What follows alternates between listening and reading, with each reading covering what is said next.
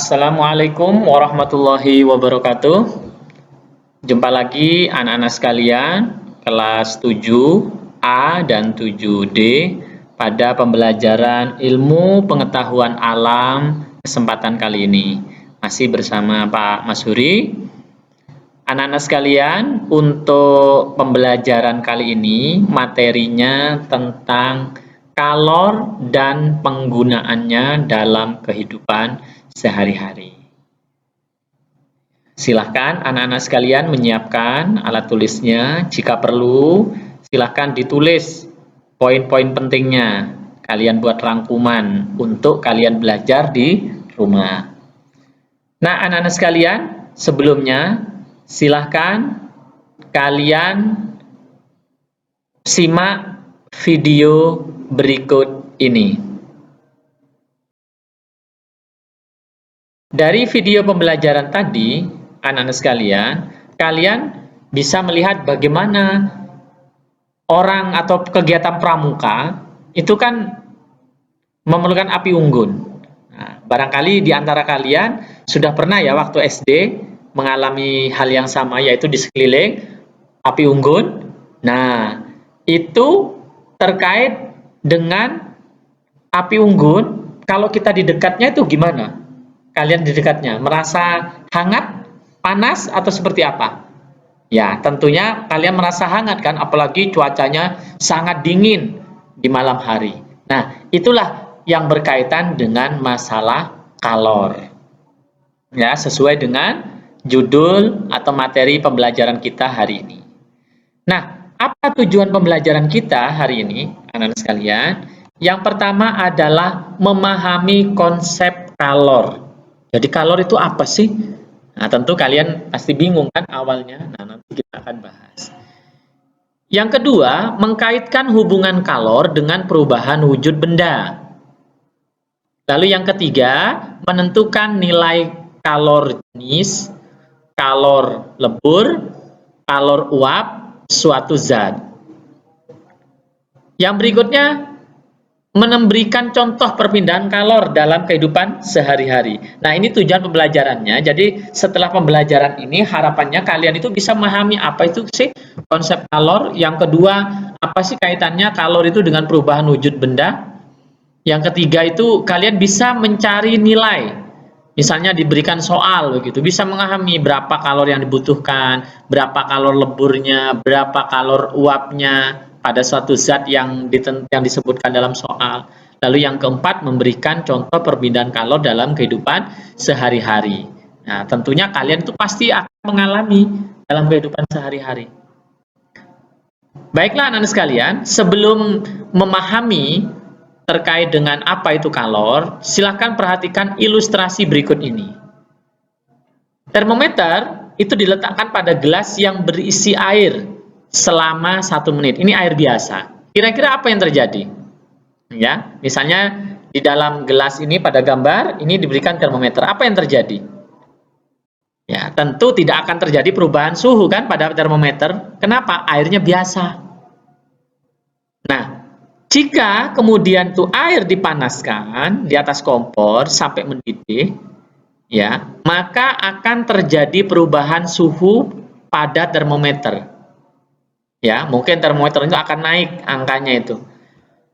Berarti penyebab perubahan suhu itu adalah panas. Kenapa? Karena setelah air itu dipanaskan dalam panci di atas kompor, maka itu akan naik suhunya. Ya, betul kan anak-anak sekalian? Iya. Dan panas itu adalah salah satu bentuk energi. Sehingga bisa dikatakan energi yang mengakibatkan perubahan suhu itu disebut dengan kalor. Bisa memahami ya anak sekalian ilustrasi ya. Jadi kalian punya air biasa, air minum lah gitu, kemudian kalian masukkan di dalam gelas itu yang berisi air minum itu termometer, maka kalian akan mengamati angka pada termometer itu tetap. Tapi jika dipanaskan di atas panci, maka angka di termometer itu akan perlahan naik, bertambah. Nah, itulah yang disebut dengan terjadi perubahan suhu. Kenapa? Karena panas. Nah, panas itu kan salah satu bentuk energi, sehingga bisa dikatakan energi yang mengakibatkan perubahan suhu itu disebut dengan kalor. Lalu kalau dari ilustrasi tersebut apa sih arti kalor itu? Nah, kalor, anak-anak sekalian, adalah suatu energi yang mudah diterima dan mudah sekali dilepaskan sehingga dapat mengubah suhu zat tersebut menjadi naik atau turun. Kalau dia itu diterima, menerima kalor, maka suhunya itu akan naik. Kalau dia melepas kalor, maka suhunya akan turun. Anak sekalian, kalor juga disebut energi yang dipindahkan dari benda yang memiliki suhu tinggi ke benda yang memiliki suhu lebih rendah. Itu dikatakan kalor. Sehingga pengukuran kalor itu selalu berhubungan dengan perpindahan energi. Ya, kira-kira itu ya anak sekalian. Jadi kalor itu identik dengan panas, padahal tidak seperti itu maksudnya. Maksudnya apa? Kalor itu ya disebut energi yang dipindahkan dari benda yang memiliki suhu tinggi ke benda yang memiliki suhu rendah. Ya, atau bisa tadi dikatakan bahwa kalor itu kan dikatakan bahwa energi yang mengakibatkan perubahan suhu. Ya. Nah, selanjutnya anak sekalian, satuan kalor itu adalah satuan energi, sama dengan satuan energi. Apa itu? Yaitu joule. Bacanya joule. Tulisannya joule, tapi bacanya joule. Kalor itu mempunyai juga satuan kalori.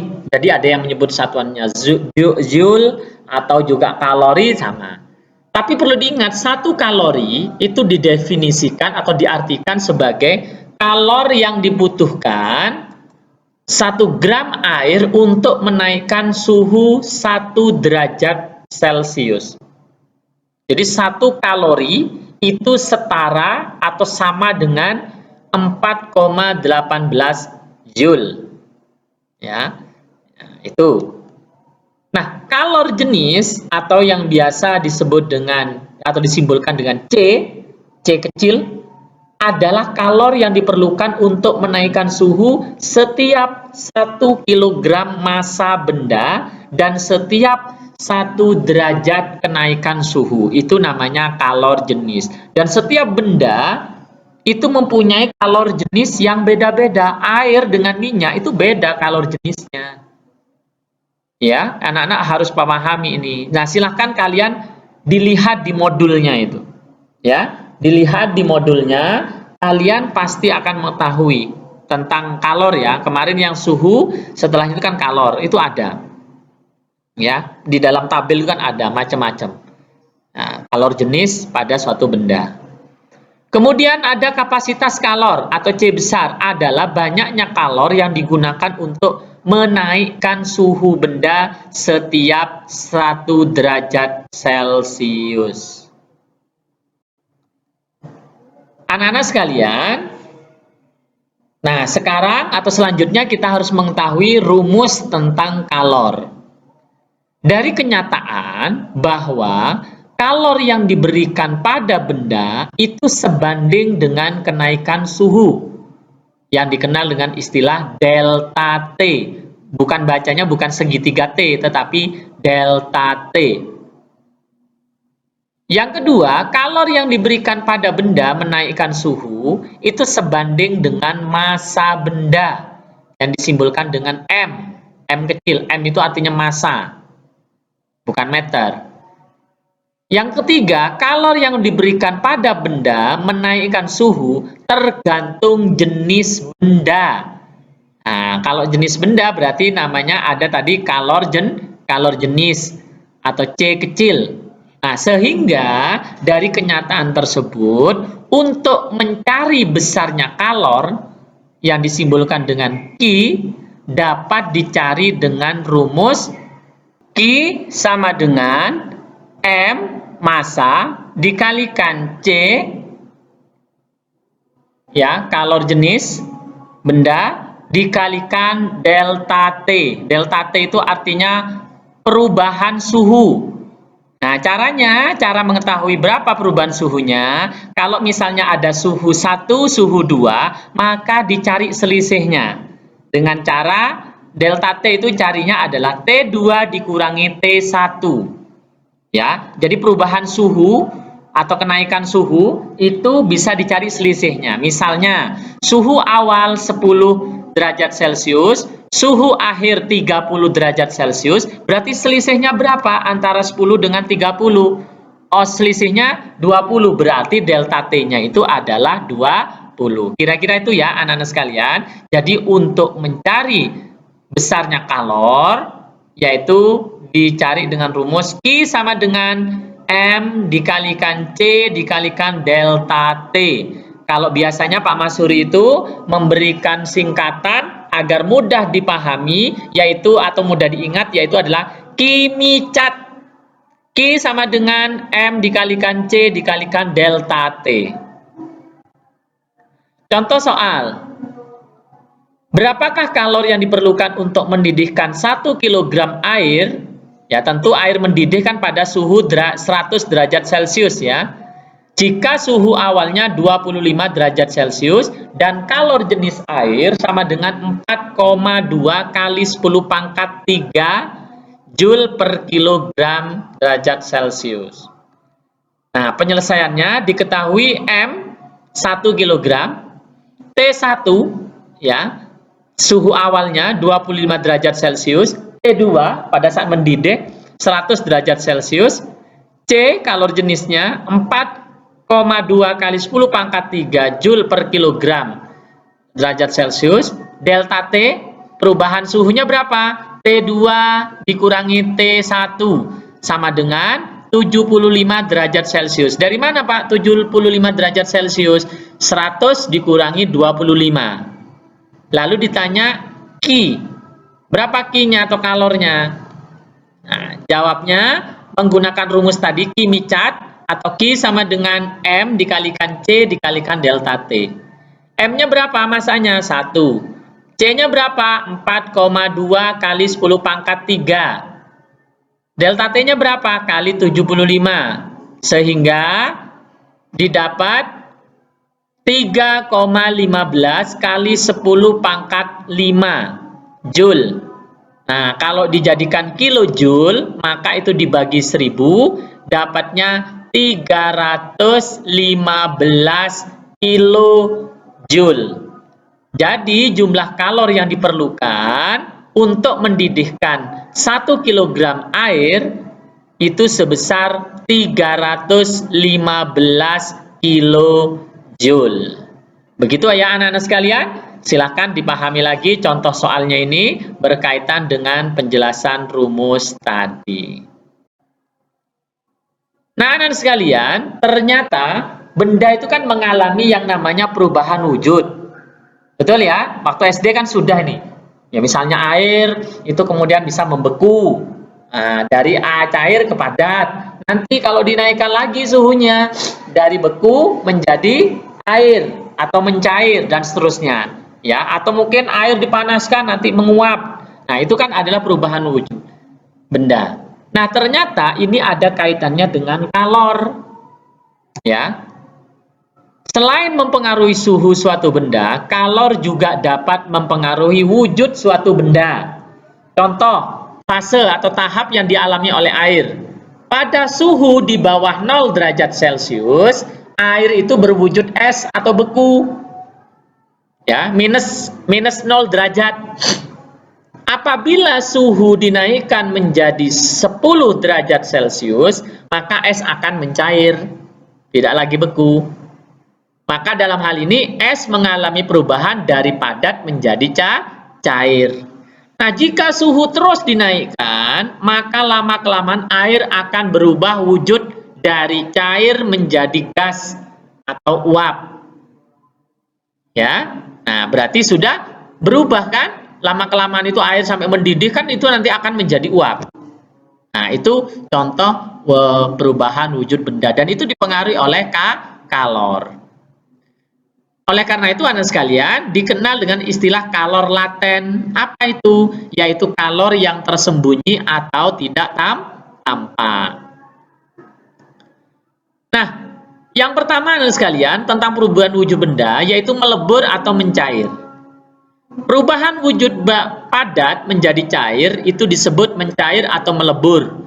Contoh, es yang waktu itu padat atau beku menerima kalor sehingga berubah menjadi air atau cair. Juga pada lilin yang terbakar itu meleleh menjadi cair, kan dari air, dari padat kan menjadi cair. Kalau dipanaskan lilinnya itu cair. Kalor lebur berarti kan di sini ada istilahnya melebur. Ya, maka disebut dengan kalor lebur. Kalor lebur apa?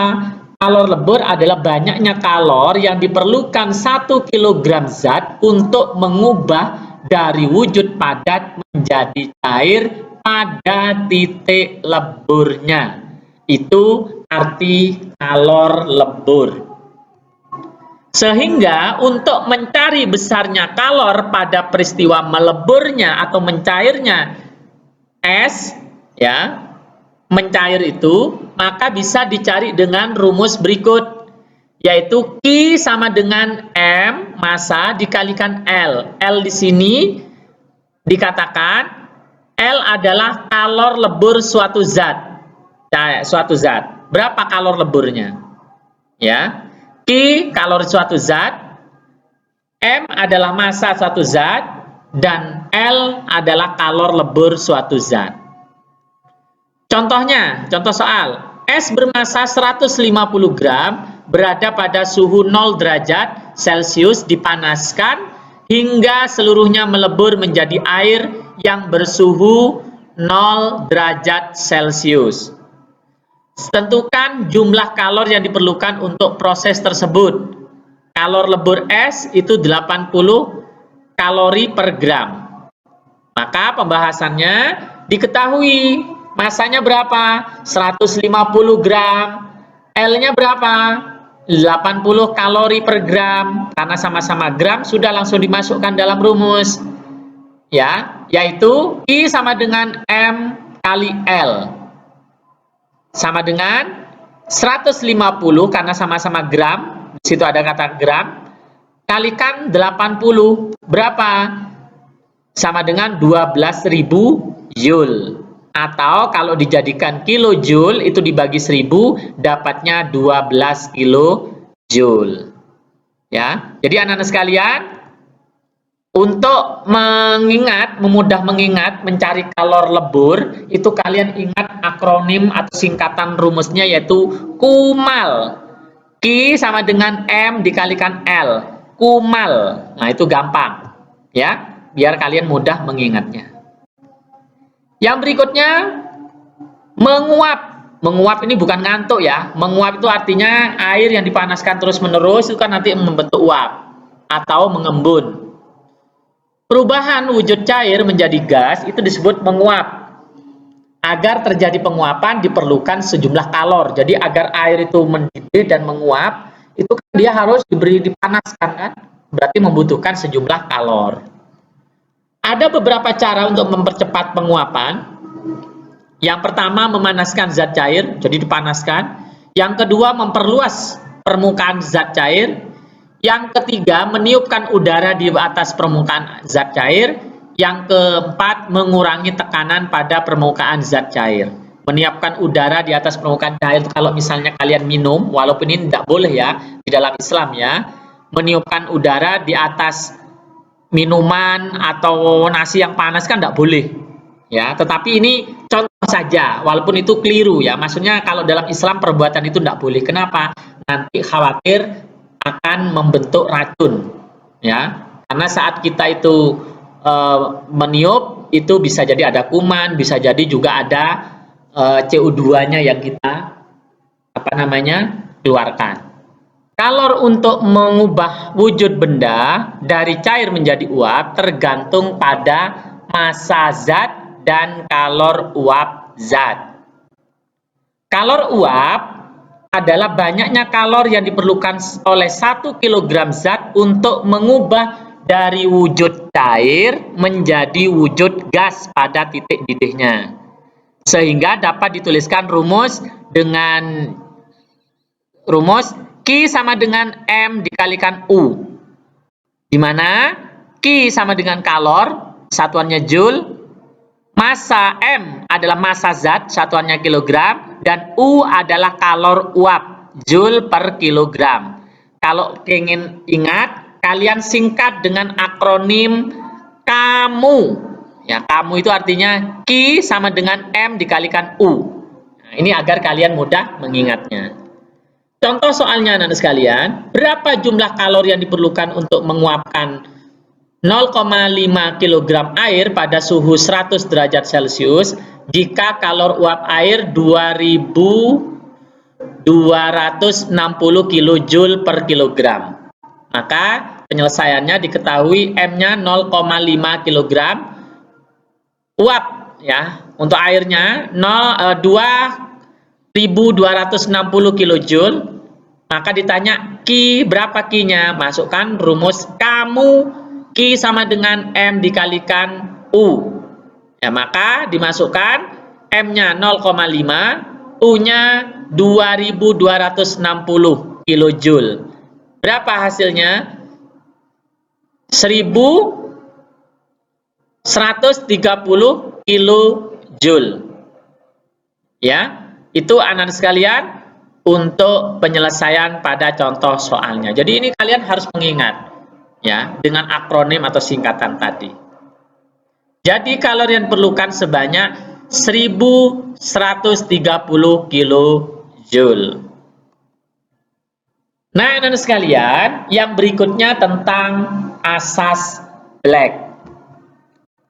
Asas Black dikemukakan oleh Joseph Black, di mana asas ini merupakan suatu prinsip dalam termodinamika yang berbunyi pada pencampuran dua zat, banyaknya kalor yang dilepas oleh zat yang suhunya lebih tinggi sama dengan banyaknya kalor yang diterima oleh zat yang suhunya lebih rendah.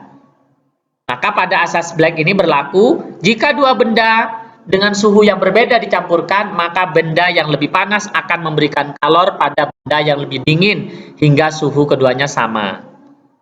Yang kedua, jumlah kalor yang diserap oleh benda dingin sama dengan jumlah kalor yang dilepas oleh benda panas.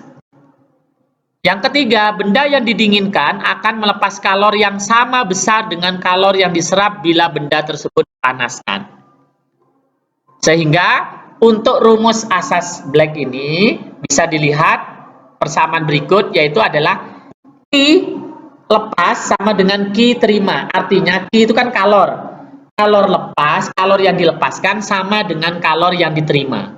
Karena rumus awalnya itu adalah Q sama dengan M dikalikan C dikalikan delta T atau Kimi cat tadi. Nah, maka di sini ada M1 C1 delta T1. Begitu juga untuk yang diterima M2 C2 delta T2. Nah, kira-kira seperti ini gambarannya sekalian. Ya. Nah, bagaimana selanjutnya? Ini keterangannya, M1 massa benda dengan tingkat temperatur lebih tinggi, M2 tingkat lebih rendah, yang C1 kalor jenis benda 1, C2 jenis benda 2, TC itu temperatur akhir pencampurannya. Jadi setelah dicampur itu berapa suhu akhirnya? T1 temperatur benda atau suhu benda 1, T2 temperatur atau suhu benda 2. Nah, contohnya, air sebanyak 0,5 kg yang bersuhu 100 derajat Celcius dituangkan ke dalam bejana dari aluminium yang memiliki massa 0,5 kg. Jika suhu awal bejana 25 derajat Celcius, kalor jenis aluminium 900 Joule dan kalor jenis air 4200 Joule, maka tentukan suhu kesetimbangan yang tercapai. Anggap tidak ada kalor yang mengalir ke lingkungan. Nah, maka caranya dengan ini penyelesaiannya. Diketahui M bejananya itu 0,5, M airnya juga 0,5, T airnya 100, T bejananya 25, C air 4200, C bejana 900, yang ditanyakan T akhir atau suhu termalnya berapa. Maka rumusnya dengan Q yang dilepaskan dan Q yang diterima. Jadi M air dikalikan C air dikalikan delta T air, ya, dikalikan sama dengan M bejana kali C bejana kali delta T bejana, dan seterusnya. Sehingga anak-anak sekalian, di sini bisa dipertimbangkan. Nah, ini dengan menggunakan rumus, dimasukkan dulu semua soalnya itu atau angkanya, maka akan ketemu 2550 thermal sama dengan 221.250. Maka T thermalnya sama dengan 221.250 dibagi 2.550, dapatnya 86,6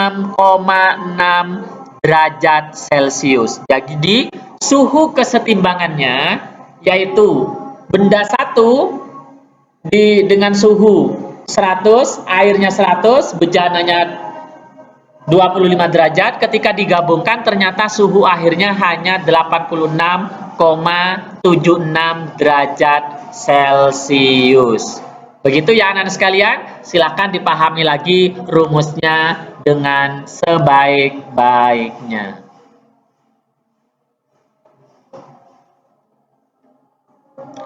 Nah, perpindahan kalor itu ternyata memerlukan media. Benda-benda di sekitar kita ada yang bisa menghantarkan panas dan tidak bisa menghantarkan panas. Benda yang bisa menghantarkan panas disebut dengan konduktor.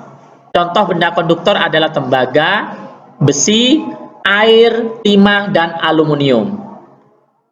Sementara itu benda yang tidak bisa menghantarkan panas disebut isolator.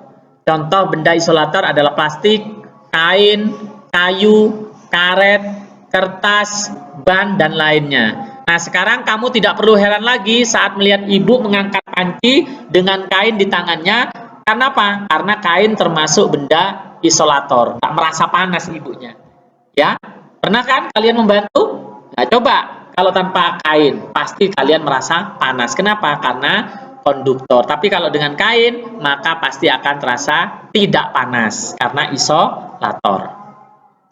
Nah, berikutnya tentang perpindahan kalor. Anak-anak sekalian, perpindahan kalor itu ternyata ada 3.